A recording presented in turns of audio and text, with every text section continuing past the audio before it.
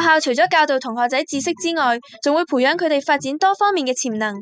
就好似位於葵青嘅葵涌循道中學咁，呢度嘅同學仔可以參加視藝班創作下，加入劇社演下戲，仲有比較少有嘅保齡球隊，同埋可以學習中國傳統藝術變臉添。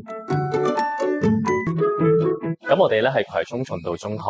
喺1978年創校，位處咧喺荔景荔湖村嘅山上面。咁咧我咧今年第一年嚟嘅，所以我都好快就問學生咧，究竟學校有咩特色啊？主要3個喎。第一個咧就係師生關係好好，第二個咧就係咧我哋學校咧因為喺山上面啊，所以咧環境好優美。第三個就係學生都講得咧，我哋咧學生嗰啲活動咧好多元化，即係好似做到咧20/25咁樣。咁而我哋咧即係學校即係發展學生活動嘅時候，或者比賽咧，其實主要有3個發展方向嘅。咁第一個咧就係好想咧針對住學生佢哋個需要啦，佢哋嘅興趣啦。咁第二個咧就係都好建基於咧睇我哋學校有冇本身有冇資源，譬如我哋有冇導師啦，好似我哋先嗰幾年咧有退休運動員計劃，就係我哋嘅導師啦，所以我哋可以發展到保齡球啦。咁第三咧就係學校都想發展一啲咧學校特色嘅活動嘅，譬如早幾年我哋都好想推廣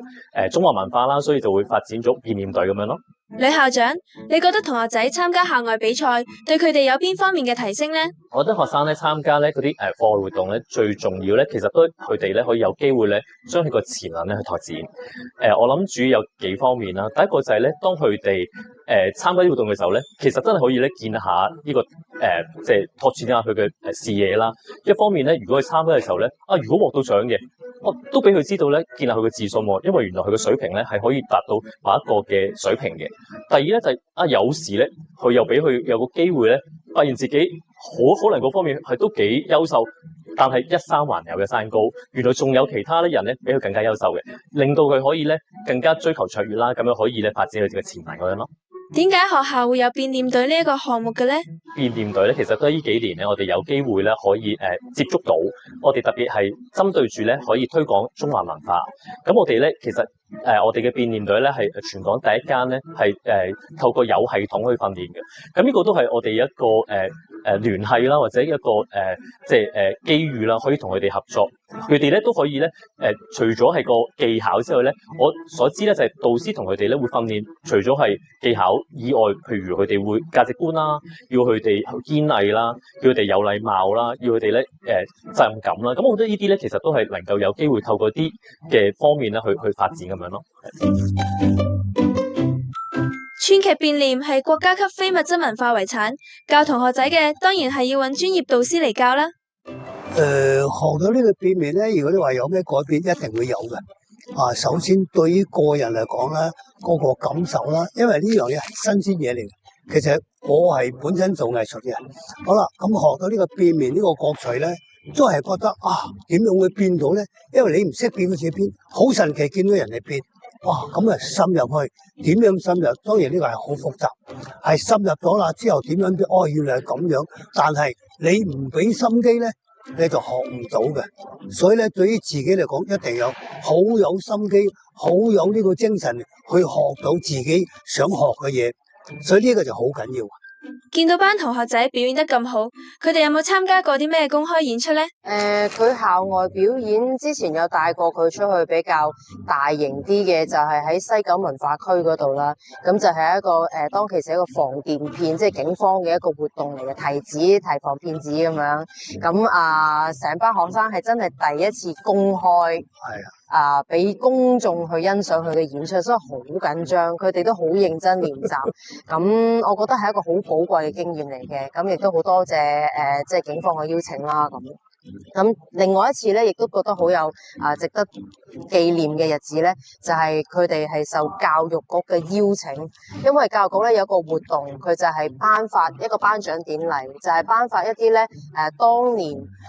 比較具代表性一個標誌住中華文化活動嘅學校。咁可能有好多學校都做得好傑出嘅時候，教育局咧就頒一個獎項俾佢。咁但係喺頒獎典禮入邊咧，雖然我未見到話特別有一個頒嘅獎項，但係好榮幸地咧，我哋循道中學嘅學生作為第一支嘅變臉隊嘅中學變臉隊咧，佢哋成為咗當晚嘅好特別嘅表演嘉賓。咁我覺得喺一個教育局入邊，一個亦都係中華文化嘅薪火相傳同教育一樣嘅理念，都係可以好突出到佢哋成個團隊咁啊，所以好特別，好特別呢一個日子。同學仔出去表演一定好緊張，韋師傅你會點樣教佢哋放鬆心情去演出嘅呢？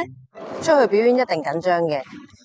有啲同學係緊張到驚自己會錯，咁我會同佢哋講話，其實唔需要驚錯而去驚去嘗試。你就算錯咗都好，你最緊要係淡定，你知道自己錯，但係你唔好亂，喺個台度唔好亂。你錯都好，你就係跟翻住要做嘅節奏。總之你唔好俾觀眾睇到你咁大嘅穿崩位，咁其實就要繼續做落去。因為你如果自己企喺嗰度錯呢，而喺嗰度做一啲即係跳咗出去，好似出咗氣咁樣咧，你會影響咗成隊人嘅。所以其實你跟翻住個節奏去做，萬一真係錯嘅時候，你就照做落去就得㗎啦。咁當然你唔好因為驚而去影響到自己，因為你淨係得個驚淨係冇用㗎，佢唔會幫助到你去成功㗎嘛。你反而係因為呢種驚而提醒自己要小心。通常我會係出場前會咁樣去鼓勵佢哋咯。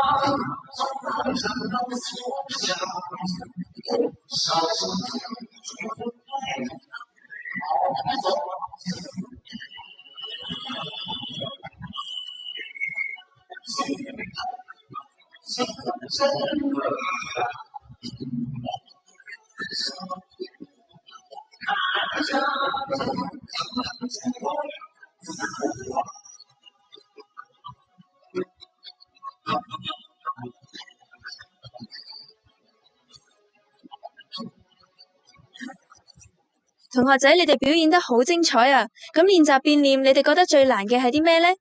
可能就真係團隊合作啦，因為我哋可能就要排練好耐咁樣，我哋要真係同步同一致咁樣，要完全係整齊，先可以有一個好好嘅表演帶俾大家。最難嘅咧就可能係想大家即係認識到變臉呢個非遺嘅文化咯，同埋我哋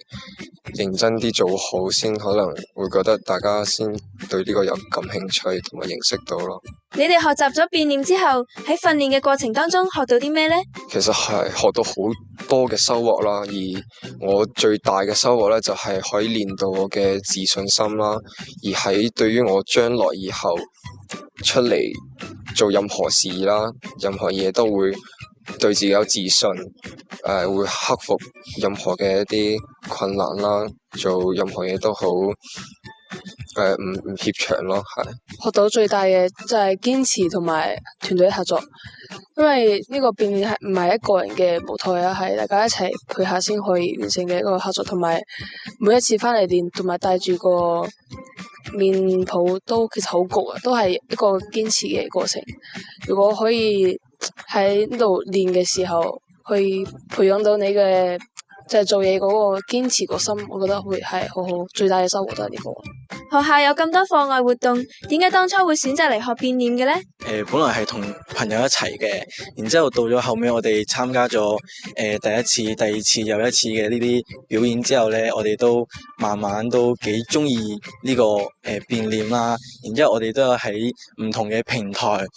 透過老師啊，透過我哋嘅師傅，知道佢哋以前嘅過往嘅嗰啲經歷啦、經驗啦。然之後我哋都有睇翻佢哋嘅表演啦，我哋覺得都好精彩，想學更多嘢，所以就慢慢咁樣加深咗我對呢個變臉嘅呢個好感啦，都想